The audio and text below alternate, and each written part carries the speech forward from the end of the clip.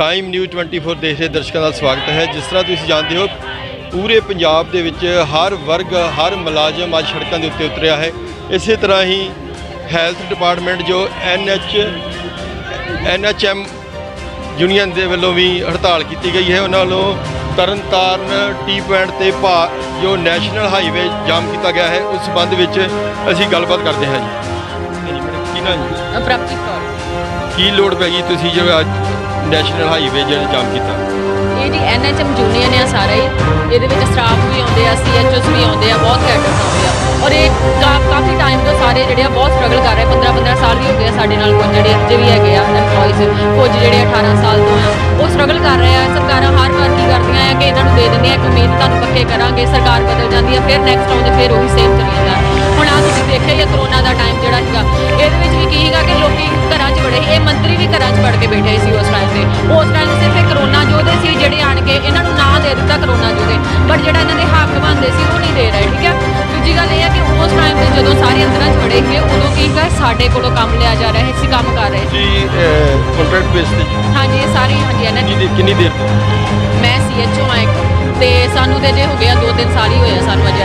तुहाडे सीनियर जिहड़े वो कितनी देर तक चलते हैं? साडे सीनियर्स है जिहड़े CHO कैडर है तो कुछ टाइम ही होया इन्होंने आया इन्होंने तो 4 साल वध तो वध हो गए होंगे बट जो साढ़े नाल स्टाफ नर्सिस या जोड़े होर भी है एम्पलॉयज़ उन्होंने 15-15 साल भी हो गए आ।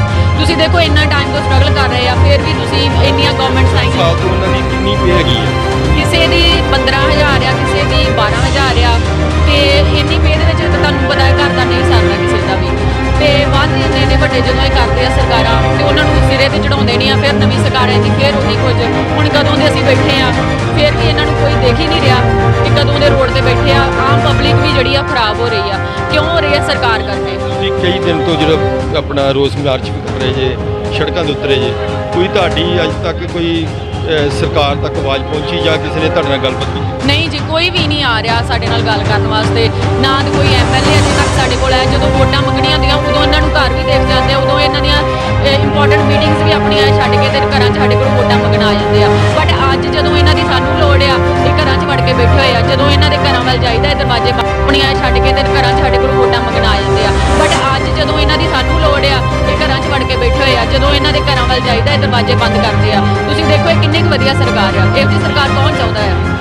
जिस तरह पंजाब सरकार बहुत बड़े वादे कर रही है लोगों भी हर महकमे में असी सहूलतां दे रहे हैं नौकरियां दे रही हैं मुलाजमान पक्के किए जाए 36,000 मुलाजम जोड़े पक्के किए गए उन्होंने नाम है नहीं जी साडा NHM डिपार्टमेंट का बिल्कुल किसी का नाम नहीं है वो ना पता ही नहीं जॉब्स किन्हों दे रहे हैं किन्हों नहीं सिर्फ 36,000 के असीं बोर्ड ही लगे देख रहे हैं क्योंकि सानू किसी भी महकमे बारे या कोई भी इसकी लिस्ट तैयार करके नहीं पहुँची तो उन्होंने कहा NHM का तो ना ही नहीं है क्योंकि ये सेंटर का हिस्सा होंगे इस करके ही इन्हों का नाम नहीं पा रहे।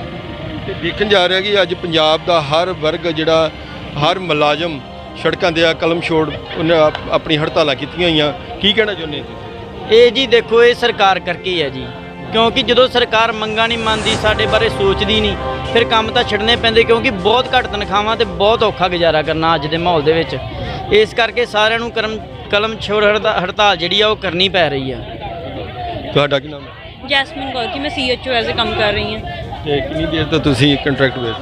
मैं 2 साल तो ही हाँ मैं तो पर असीं अज अपने सारे कैडर वालों उत्थे आए हैं NHM वालों पूरे आए हैं क्योंकि सानू पता कि साडा भी अगे उही होना सानू इदा पता सानू ये कि जे असीं हुण ही लड़ाई लड़ांगे अपने साथियों नाल मिल के तो असीं पक्के होवांगे क्योंकि साडे साथी आ साडे स्टाफ आ साडे क्लैरिकल डिपार्टमेंट वाले आ 15-15 साल हो गए असीं उन्हां नूं वेख रहे हैं कि कई तो रिटायर होने वाले भी है जिहड़े साडे उन्हां तो वड्डे है जिहड़े रिटायर होने वाले आ ते डॉक्टर्स भी है होम्योपैथिक डॉक्टर्स ठीक है MOs है तो मीनस उन्होंने पक्के करने वास्ते इन्होंने कोई बिल नहीं लैके आए कोई इन्होंने नोटिफिकेशन कोरोना दौरान तुहाडे डिपार्टमेंट में बहुत अहमियत दी गई है ना काफ़ी तुसीं मेहनत की तो की सरकार करोना टाइम उदों ही अहमियत दी गई सी सर उस तो बाद सानू पता असीं किन्ने स्ट्रगल किया उस टाइम नाकियां ते जांदे रहे लोगों नाल लड़ाइयां लड़दे रहे ना पर हुण जदों इस टाइम सानू कह दिंदे कि नहीं तुहानूं तो लोड़ ही नहीं है तुसीं पक्के क्यों होना वा तुहानूं ऑलरेडी इन्ना मिल रहा वा तुसीं ते सेंटर गवर्नमेंट अंडर आ हुण साडे वल्लों कोई मतलब वो नाम दे सानू पेपर दिते गए सी वो असीं ऑलरेडी वापस कर चुके होए आ सानू अज पेपर नहीं चाहिए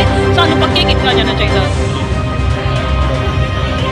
मैडम एक मिनट की नाम है? ਸਰ ਮੈਂ ਡੀਰੂ ਮੰਡਲ ਸਟਾਫ ਨਰਸ ਜੂਨੀਅਰ ਪ੍ਰੈਜ਼ੀਡੈਂਟ ਜ਼ਿਲ੍ਹਾ ਤਰਨਤਾਰਨ ਤੋਂ। ਅੱਜ ਤੁਸੀਂ ਕਾਫੀ ਦਿਨ ਤੋਂ ਤੁਸੀਂ ਜਿਹੜੇ ਰੋਸ ਮੁਜ਼ਾਹਰੇ ਕਰ ਰਹੇ ਹੋ ਐਮਐਲਏ ਸਾਹਿਬ ਨੂੰ ਤੁਸੀਂ ਜੋ ਆਪਣਾ ਮੰਗ ਪੱਤਰ ਦਿੱਤਾ ਕੋਈ ਉਹਦਾ ਤੁਹਾਨੂੰ ਕੋਈ ਵਿਸ਼ਵਾਸ ਹੋਇਆ ਕਿ ਸਰ ਅਸੀਂ ਕੱਲ ਗਏ ਸੀ, ਅਸੀਂ ਮੰਗ ਪੱਤਰ ਦੇ ਕੇ ਆਏ ਆ ਤੇ ਐਮਐਲਏ ਸਾਹਿਬ ਨੇ ਉਹਨਾਂ ਨੇ ਸਾਨੂੰ ਇਹ ਕਿਹਾ ਸੀ ਵੀ ਤੁਹਾਡੀ ਅਸੀਂ ਜੋ ਵੀ ਆ ਆਪਣੇ ਹੱਥ ਪੈਰ ਦੇ ਉੱਤੇ ਰਿਟਨ ਕਰਕੇ 30,000 ਮੁਲਾਜ਼ਮ ਜਿਹੜੇ ਪੱਕੇ ਕੀਤੇ ਗਏ ਆ ਉਹਨਾਂ ਵਿੱਚ ਤੁਹਾਡਾ ਨਾਂ ਹੈਗਾ ਜੀ? ਨਹੀਂ ਜੀ, ਸਾਡਾ ਐਨਐਚਐਮ ਡਿਪਾਰਟਮੈਂਟ ਦਾ ਬਿਲਕੁਲ ਕਿਸੇ ਦਾ ਨਾਂ ਨਹੀਂ ਹੈਗਾ। ਉਹ ਨਾਂ ਪਤਾ ਹੀ ਨਹੀਂ ਜੌਬਸ ਕਿਹਨਾਂ ਨੂੰ ਦੇ ਰਿਹਾ ਕਿਹਨਾਂ ਨੂੰ ਨਹੀਂ। ਸਿਰਫ 36,000 ਦੇ ਅਸੀਂ ਬੋਰਡ ਹੀ ਲੱਗੇ ਦੇਖ ਰਹੇ ਹਾਂ, ਕਿਉਂਕਿ ਸਾਨੂੰ ਕਿਸੇ ਵੀ ਮਹਿਕਮੇ ਬਾਰੇ ਜਾਂ ਕੋਈ ਵੀ ਦੀ ਲਿਸਟ ਤਿਆਰ ਕਰਕੇ ਨਹੀਂ ਪਹੁੰਚੀ ਤੇ ਉਹਨਾਂ ਨੇ ਕਿਹਾ ਐਨਐਚਐਮ ਦਾ ਤਾਂ ਨਾਂ ਹੀ ਨਹੀਂ ਹੈਗਾ, ਕਿਉਂਕਿ ਇਹਦੇ ਵਿੱਚ ਜਿਹੜਾ ਸੈਂਟਰ ਦਾ ਹਿੱਸਾ ਹੁੰਦਾ ਇਸ ਕਰਕੇ ਹੀ ਇਹਨਾਂ ਦਾ ਨਾਮ ਨਹੀਂ ਪਾ ਰਹੇ। ਦੇਖਣ ਜਾ ਰਿਹਾ ਕਿ ਅੱਜ ਪੰਜਾਬ ਦਾ ਹਰ ਵਰਗ ਜਿਹੜਾ ਹਰ ਮੁਲਾਜ਼ਮ ਸੜਕਾਂ ਦੇ ਆ ਕਲਮ ਛੋੜ ਉਹਨੇ ਆਪਣੀ ਹੜਤਾਲਾਂ ਕੀਤੀਆਂ ਹੋਈਆਂ, ਕੀ ਕਹਿਣਾ ਚਾਹੁੰਦੇ?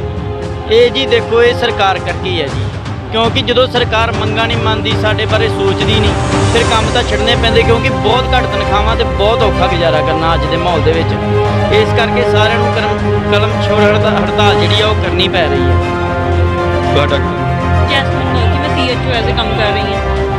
ਜੇ ਤਾਂ ਤੁਸੀਂ ਕੰਟਰੈਕਟ ਮੈਂ 2 ਸਾਲ ਤੋਂ ਹੀ ਹਾਂ ਮੈਂ ਤਾਂ, ਪਰ ਅਸੀਂ ਅੱਜ ਆਪਣੇ ਸਾਰੇ ਕੈਡਰ ਵੱਲੋਂ ਇੱਥੇ ਆਏ ਹਾਂ, ਐਨਐਚਐਮ ਵੱਲੋਂ ਪੂਰੇ ਆਏ ਹਾਂ, ਕਿਉਂਕਿ ਸਾਨੂੰ ਪਤਾ ਕਿ ਸਾਡਾ ਵੀ ਅੱਗੇ ਉਹੀ ਹੋਣਾ, ਸਾਨੂੰ ਇੱਦਾਂ ਪਤਾ।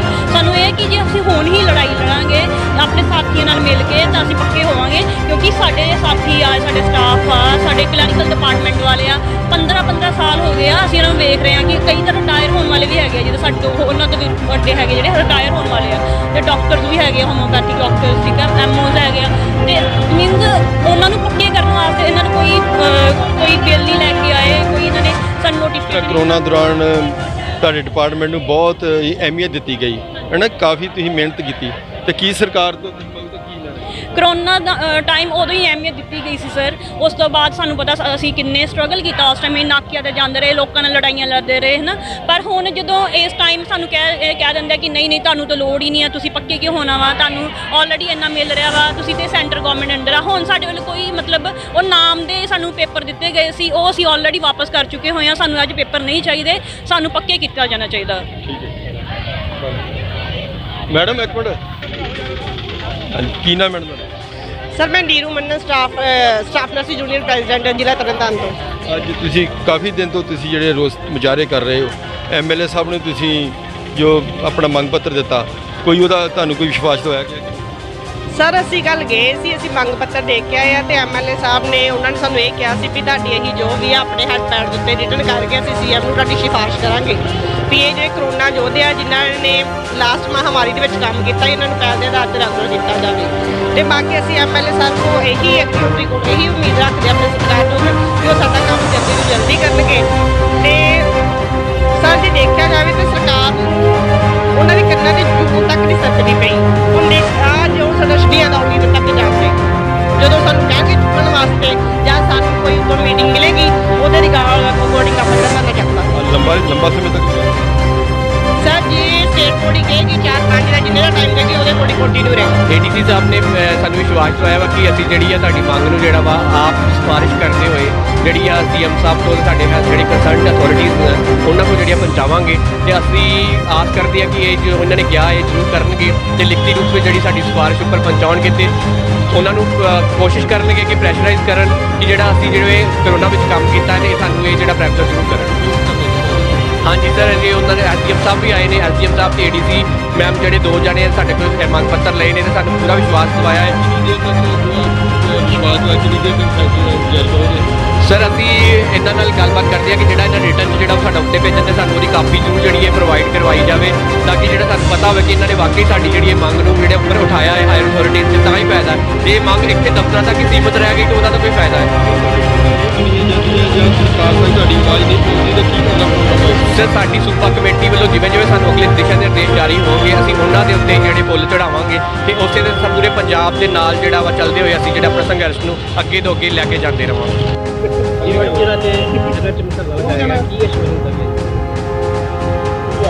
ਜੋ ਇਹਨਾਂ ਦਾ ਮੰਗ ਪੱਤਰ ਹੈਗਾ ਉਹ ਮਾਨਯੋਗ ਡਿਪਟੀ ਕਮਿਸ਼ਨਰ ਜੀ ਵੱਲੋਂ ਉਹ ਸੀਐਮ ਸਾਹਿਬ ਨੂੰ ਜਾਂ ਜਿਹੜੀ ਵੀ ਕੰਸਰਨ ਪਾਰਟੀ ਉਹਨਾਂ ਕੋਲ ਭਿਜਵਾ ਦਿੱਤਾ ਜਾਵੇਗਾ ਤੇ ਜੋ ਵੀ ਇਹਨਾਂ ਦਾ ਬਣਦਾ ਹੈ ਤਾਂ ਅਸੀਂ ਆਪਣੇ ਵੱਲੋਂ ਫੁੱਲ ਸਿਫਾਰਿਸ਼ ਕਰਕੇ ਭੇਜਾਂਗੇ। ਹਾਂਜੀ ਕਰਨਾ ਹੈ ਤੇ MH ਦੇ ਜਿਹੜੇ ਮੁਲਾਜ਼ਮ ਜਿਨ੍ਹਾਂ ਨੇ ਆਪਣੀਆਂ ਕੀ ਮੰਗਾਂ ਬਾਰੇ ਜਾਣੂ ਕਰਵਾਇਆ। ਤੇ ਮੈਂ Harjinder Singh Sasoa, Time News 24 cameraman ਦੇ ਨਾਲ